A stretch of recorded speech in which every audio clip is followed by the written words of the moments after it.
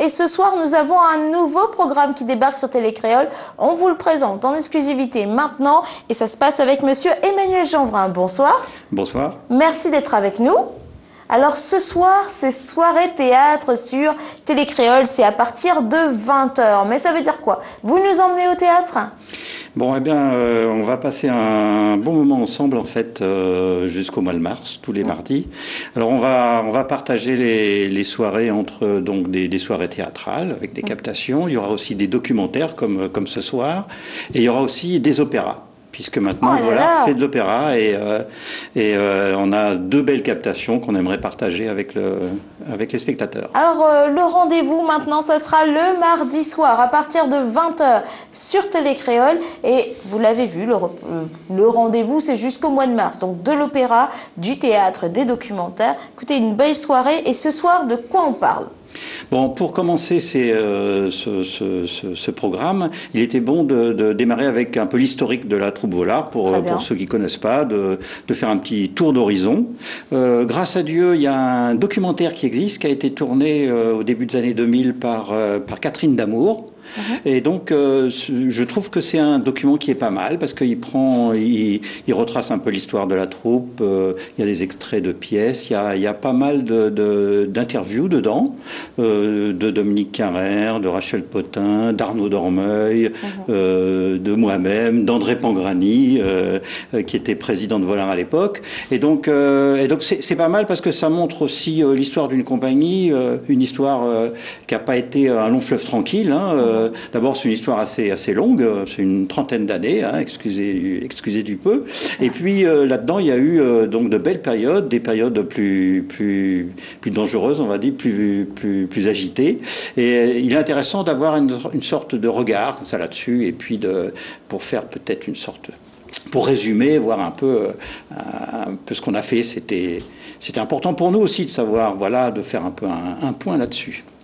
Alors ce soir, c'est l'histoire du théâtre Volard à travers un théâtre nommé Volard. C'est le titre du documentaire que vous allez pouvoir découvrir à partir de 20 h. Mais ce n'est pas tout, parce que tous les mardis, ainsi vous aurez rendez-vous avec du théâtre. Où t'es gagné pas aller, et ben maintenant c'est le théâtre qui rentre d'autres cases grâce à Télécréole. Est-ce que les Réunionnais aiment le théâtre ? Je crois qu'ils aiment ça. Il y avait des troupes comme la troupe Saint-Jacques, par exemple, autrefois, c'était très couru par le public. Ensuite, il y a traditionnellement, il y a toujours eu beaucoup de troupes de théâtre à La Réunion. Je dirais une petite vingtaine, bon an, mal an. Et puis, on a eu, moi je me rappelle qu'on a fait des festivals de théâtre, par exemple, là, au Grand Marché. On en a fait un au Grand Marché, on en a fait un au Cinérama. Et là, il y avait pas mal de troupes qui étaient là, donc avec beaucoup de public. Et j'ai envie de dire, il y avait beaucoup de types de théâtre différents. C'est-à-dire, l'avantage un peu, c'était qu'il y avait de tout. Il y a eu de tout. Et donc, chacun un peu avait son propre public, je dirais. Et tous ces publics accumulés, ça finit par faire beaucoup de monde. Et puis, c'était l'occasion, lors d'un festival, de découvrir les différents genres et puis de peut-être connaître des troupes qu'on ne serait pas forcément venu voir. Et au final, bon an, mal an, tiens, on a découvert des choses et ça fait plaisir. Tout à fait, tout à fait. On a joué ce jeu-là donc 2 fois.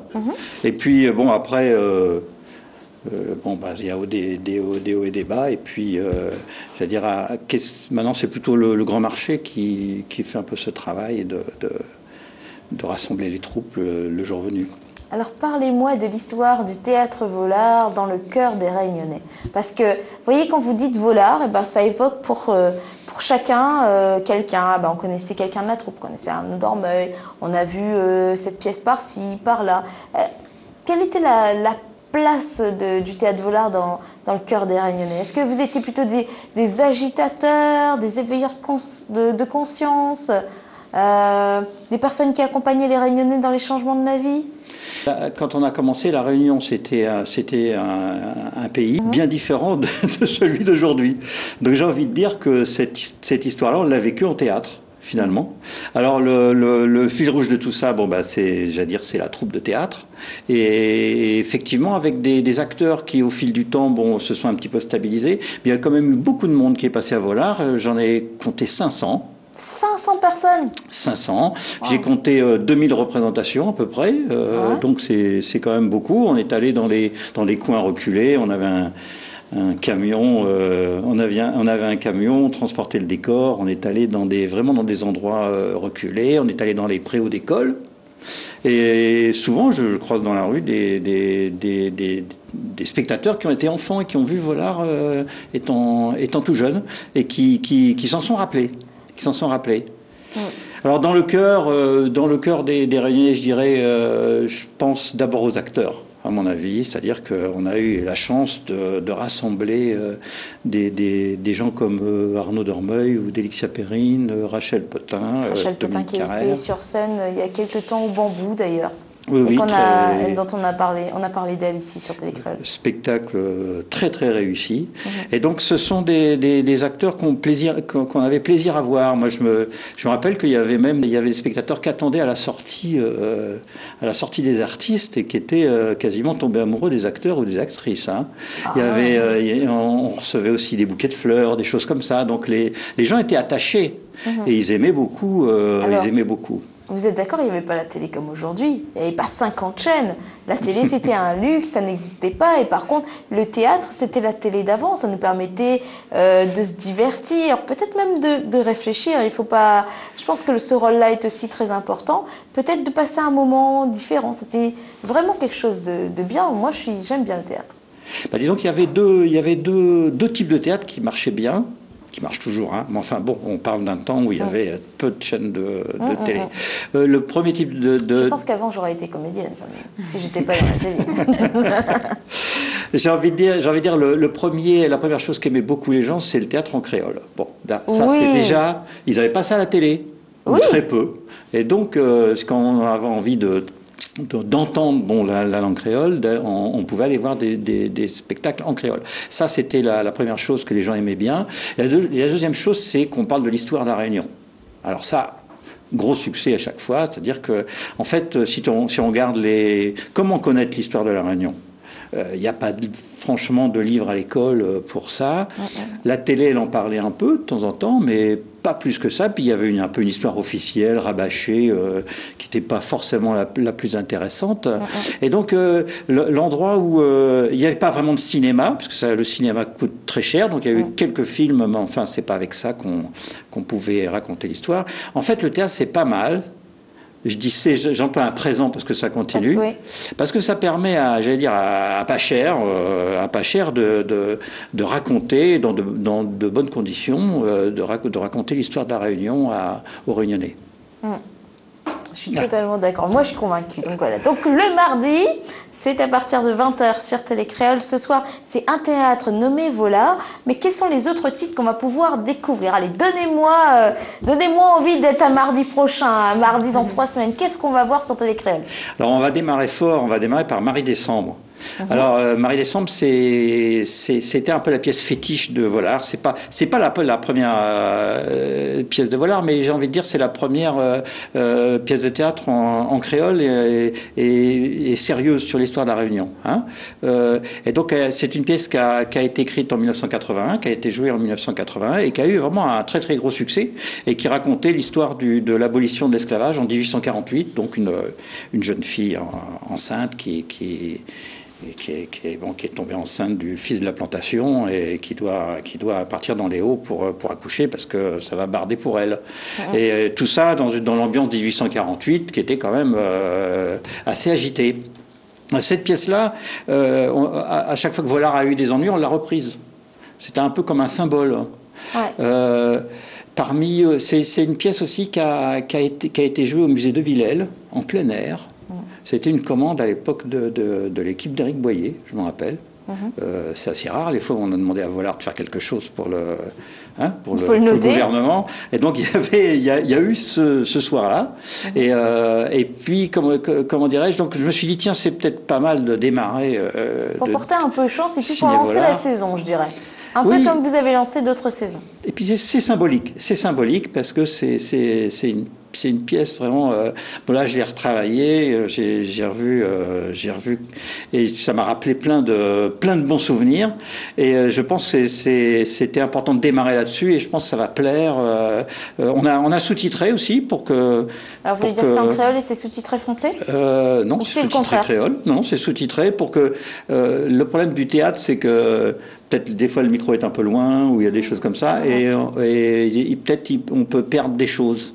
Oui. Dans la bagarre. Et donc, moi j'aime bien cette histoire de sous-titrage, j'ai démarré avec l'opéra. Bon, l'opéra, on n'y comprend rien quand les gens y chantent. Hein. Ça, voilà. Ça, c'est clair. Donc, il faut mieux sous-titrer. Et tout le monde a pris l'habitude maintenant, en opéra, de sous-titrer, y compris en français.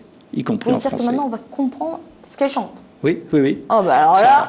Ça a tout changé d'ailleurs. Merci Monsieur Jeanbrun, hein, parce que là... Ah mais c'est pas moi qui ai inventé oui, mais c'est vous qui l'avez fait pour nous, là, disons que depuis 10-15 ans, en opéra, maintenant on sous-titre. Ce qui a obligé d'ailleurs les chanteuses à jouer. Donc c'est plus la jeune fille, avant c'était les grosses dondons qui jouaient les jeunes filles. Maintenant ce sont des actrices de cinéma quasiment. Hein, qui, donc elles jouent en théâtre, c'est vraiment du théâtre chanté. Et donc les gens maintenant veulent comprendre ce qui se chante. Et donc on demande aux chanteurs de bien articuler, ce qui n'a pas toujours été le cas. Avant, c'était la performance vocale qui était primée. On avait envie d'entendre le contre-ut, etc., de voir les verres de champagne qui vibrent comme ça. Maintenant, c'est changé. Et donc, on sous-titre. Alors, de fil en aiguille, en préparant Ciné Volard, donc puisqu'on l'a fait sur une terrasse dans un café à Saint-Denis, ce Ciné Volard, l'idée de devoir par moment sous-titrer, notamment Le Pervenche, puisque Le Pervenche, il y avait La Route en corniche derrière. Et donc, c'était pas toujours facile à comprendre. Je vais faire une parenthèse là-dessus. Quand on était au spectacle, c'était pas grave. Parce que l'oreille humaine, d'elle-même... s'adapte. Elle s'adapte. Et elle enlève les parasites. Mais pas les micros. Comme quoi l'être humain est toujours supérieur à la machine. On peut retravailler pas mal avec des machines, on peut arriver à nettoyer les pistes, etc. Paraît-il qu'il y a certains logiciels qui arrivent à isoler. Paraît-il, je dis paraît-il parce que je demande encore à voir. Par contre, il peut être important dans ces moments-là de sous-titrer. C'est ce qu'on a fait pour Le Pervenche. Et de fil en aiguille, on s'est dit, pourquoi pas Marais-Décembre aussi. Enfin bon, il y a un certain nombre de pièces qui vont être ainsi sous-titrées. 20h, ce soir, vous retrouverez le documentaire Un théâtre nommé Volard, ce qui va lancer la saison. Et tous les mardis, vous aurez rendez-vous à 20h pour découvrir une pièce, pour découvrir un documentaire, pour découvrir même un opéra. Alors l'opéra, ça sera quand? Parce que là, on va être curieux de savoir, mais qu'est-ce que c'est? Ça va être le cadeau de Noël. C'est-à-dire qu'on va faire ça. Bon, il va y avoir une pause de Ciné Volard pendant les vacances. Et on a prévu de mettre l'opéra, le premier opéra, de le mettre en fin d'année. Et le deuxième au mois de mars. Écoutez, ça nous semble très bien. Et puis, ça va nous permettre de découvrir d'autres programmes. Soyons curieux. Et tout ça, bien sûr, je rappelle que quand même, le Théâtre Volard, c'est de Moon chez nous. Il a fait une affaire chez nous.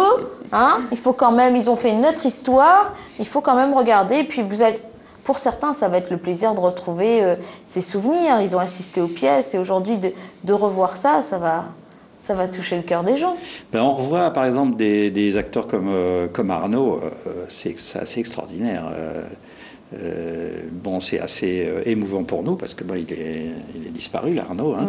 Et donc, mais c'est marrant comme quoi on se pose toujours la question que la télé, où ça peut atténuer le talent, enfin que ça peut perdre de l'efficacité. Enfin, c'est ce que pensent souvent les acteurs de théâtre. Hein. Il faut aller au théâtre pour voir du théâtre.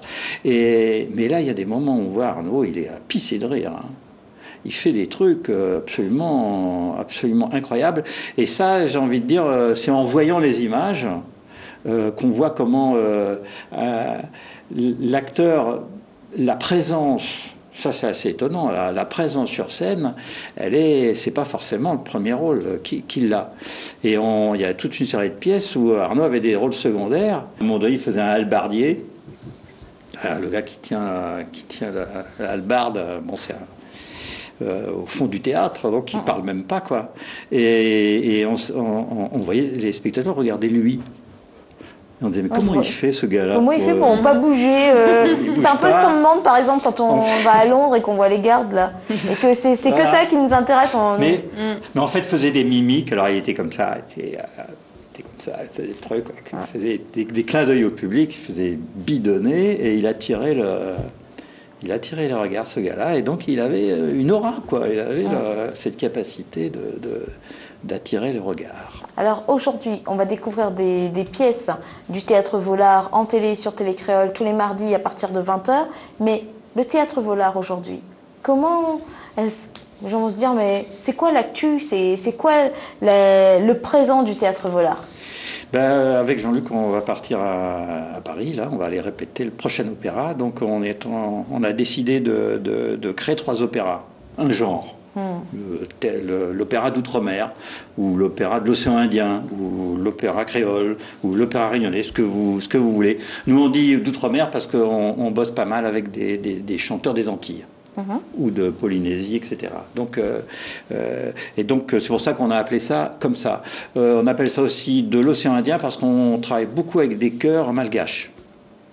Parce que ils ont ce qu'on appelle des voix bleues. Enfin, ils ont quelque chose de tout à fait international et très très intéressant. Donc, on est parti nous là-dedans pour écrire ce 3e opéra qui va être, alors vous allez rigoler, autour de Freedom. Oh. Alors... Mais écoutez, vous avez bien choisi la couleur bleu et blanc.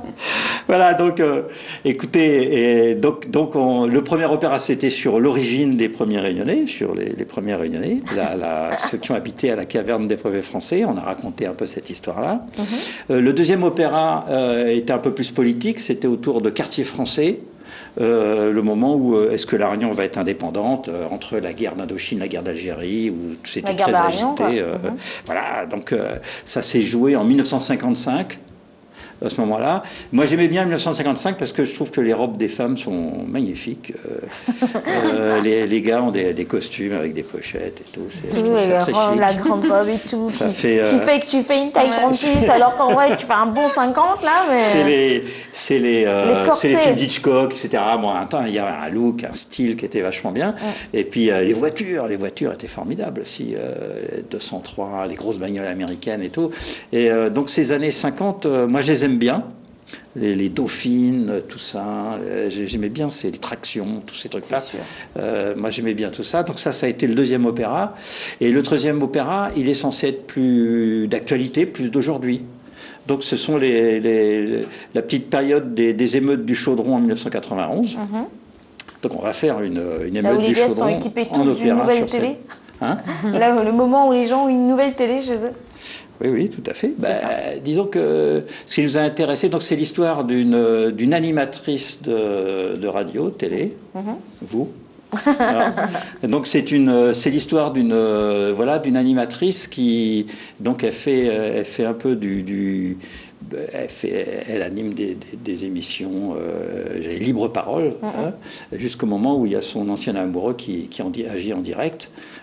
Et en fait, c'est un ancien criminel, c'est un qui est sorti de prison, etc. Pour ceux qui... Enfin, je ne vais pas dire le nom. Mais bon, et tout d'un coup, il va s'enclencher le passé, la Réunion d'autrefois, et tout ça va être embringué dans la Réunion de l'époque, c'est-à-dire d'une révolte à cause d'une télé qui fermait, etc. Et puis, on va raconter, en fait une histoire d'amour. L'opéra, c'est toujours une histoire d'amour, et qui finit mal. Aïe. Vous connaissez la différence entre l'opérette et l'opéra l'opérette, ça doit se finir bien. Ou au moins, ils s'embrassent à la fin, je sais pas, un truc comme ça. L'opérette, ça commence mal, ça finit bien. L'opéra, ça commence bien, ça finit mal. Voilà Bon, en tout cas, alors ça sera pour quand? On ne sait pas, puisqu'on n'a pas le moindre sou pour l'instant. Et donc, écoutez, Hein? Je vous souhaite d'être dans une opérette. Hein. Vous êtes bien parti pour être dans une opérette, même si c'est un opéra que vous allez faire. Non, ne vous inquiétez pas, ça a toujours été comme ça. On n'a jamais démarré un opéra avec les moyens. Ça n'est pas arrivé, ça n'arrivera pas. Il est important simplement, comme il faut beaucoup de temps pour créer un opéra. Ciné Volare, je vais vous dire pourquoi ça va aider l'opéra. L'opéra Freedom, c'est parce que ça maintient Volare sur le feu. En ce temps-là, nous, on frappe à la porte des financeurs, on passe en télé, hein. Voilà. Bon, en tout cas, Monsieur Jeanbrun, merci d'avoir été avec nous ce soir pour nous présenter écoutez, notre nouveau programme du mardi, en tout cas jusqu'au mois de mars. Le rendez-vous est pris ce soir à 20 h pour un théâtre nommé Volare. C'est un documentaire et on vous souhaite une... Non, on reste avec nous, mais en tout cas, on souhaite une bonne soirée théâtre pour ce soir. Merci, Monsieur Jeanbrun. On vous dit à bientôt. Et puis, je sais que vous serez devant Télécréole avec nous ce soir pour regarder ce beau documentaire.